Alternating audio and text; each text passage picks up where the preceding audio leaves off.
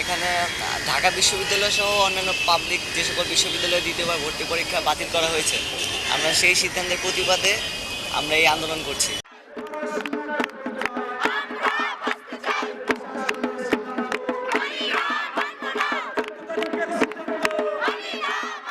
শুরুটা হলো 14 তারিখ, যখন তিনি ঘোষণা করেন সকাল 10টায় মিটিংয়ের মাধ্যমে যে সেকেন্ড টাইম বন্ধ হয়ে গেছে।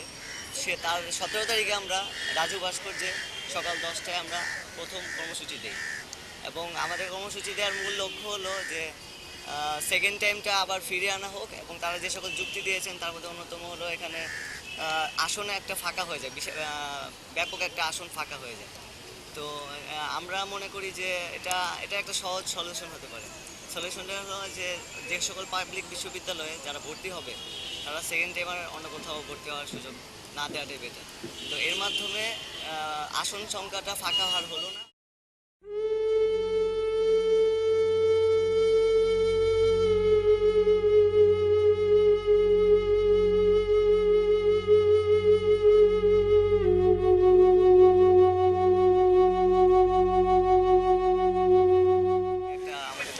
কোচিং আমাদেরকে ইন্ধন দিচ্ছে।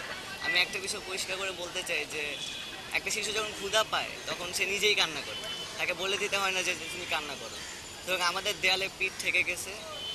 আমি স্পষ্ট ভাষায় বলে দিতে চাই যে আমাদেরকে কোনো কোচিং সেন্টার ইন্ধন দিচ্ছে না, এবং আমরা আমাদের নিজস্ব অর্থায়নে এবং নিজস্ব উদ্যোগে এটা আমাদের দায়ের সাহায্যে আমরা এখানে এসেছি, এবং আমরা যতদিন পর্যন্ত আমাদের আন্দোলন সফল না হবে ততদিন পর্যন্ত আমরা টানা চালিয়ে যাব।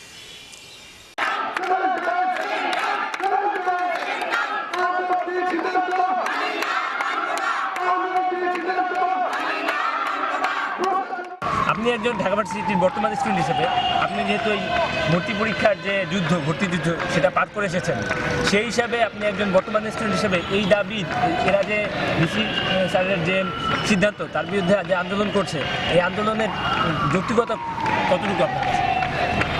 আচ্ছা, মানে প্রথমেই দেখেন, আজকে কুড়িগ্রামের একটা ছাত্র এবং নটরডেম কলেজের একটা ছাত্র তারা সমান সুযোগ সুবিধা পায় না।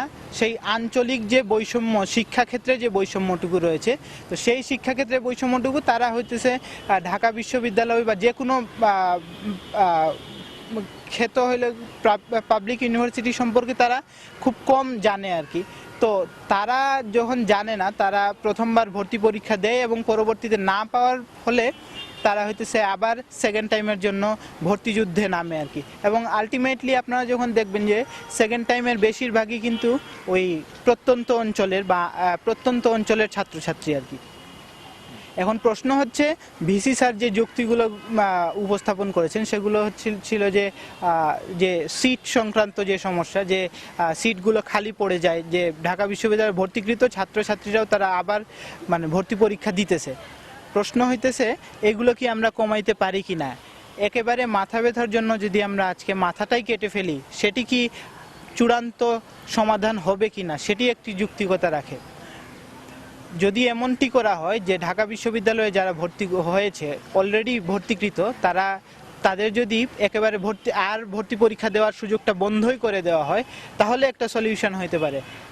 আজকে কোচিং সেন্টারের কথা বলছেন, কোচিং সেন্টারগুলো তো এখন আপনি যদি বন্ধ করে দেন সেকেন্ড টাইম, তারা তো আরও আগে থেকে কোচিং সেন্টার শুরু করে দিবে। সেই জায়গা থেকে আমরা মানে খুব সহজভাবে বলতে পারি যে হইতেছে সেকেন্ড টাইম থাকা দরকার। আর যদি সেকেন্ড টাইম আপনি উঠিয়ে দেন, তাহলে হইতেছে মিনিমাম হইতেছে আপনার 1 বছর বা 2 বছর আগে সেটা আসলে জানানো উচিত। ভিসি স্যারের যে ইটি ছিল, প্রজ্ঞাপনটি যেটি জারি করেছিলেন, সেখানে তিনি বলেছিলেন, বিভিন্ন পত্রপত্রিকাতেও সেটি এসেছে যে সেটি থাকবে, সেটি তোমাদের জন্য সুযোগ আছে দ্বিতীয়বারের মতো।